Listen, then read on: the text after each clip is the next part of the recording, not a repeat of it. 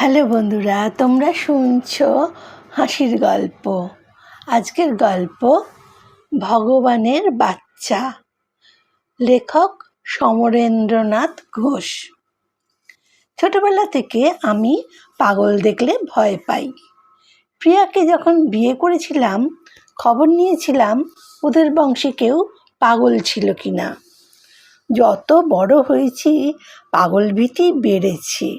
একদিন প্রিয়াকে নিয়ে মিলেনিয়াম পার্কে গিয়েছিলাম। ও দেখালো এক পাগলকে।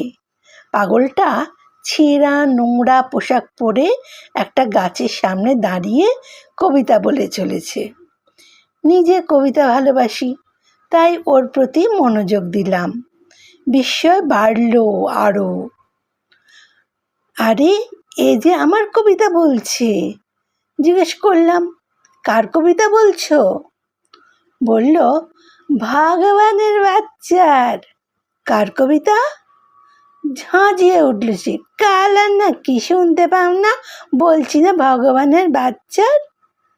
একটু থেমে আমার দিকে ভালো করে দেখে বলল, ঠিক চিনেছি, তুমি ভগবানের বাচ্চা।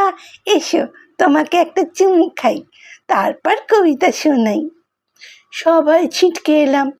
সে হাসতে লাগলো, বলল, ভয় পেও না, ভগবানের বাচ্চা ছাড়া কেউ কবিতা লেখে না, শোনেও না। আমার আর ওকে ভয় করলো না। ভাবতে শুরু করলাম ওর কথার আসল মানে কি। প্রিয়া হাত নেড়ে ইশারায় চলে আসতে বলল। ওর কাছে এসে বললাম, জীবনে প্রথম নির্ভয়ে একটা পাগলের সঙ্গে এতক্ষণ কাটালাম। ও বলল, আমি 5 বছর ধরে কাটাচ্ছি, চলো ফেরা যাক, রাত হয়ে যাচ্ছে। গল্পটা এখানেই শেষ হলো। কেমন লাগলো জানিও, শেয়ার করে দেবে, সাবস্ক্রাইব করে দিতে বলবে সবাইকে। ধন্যবাদ।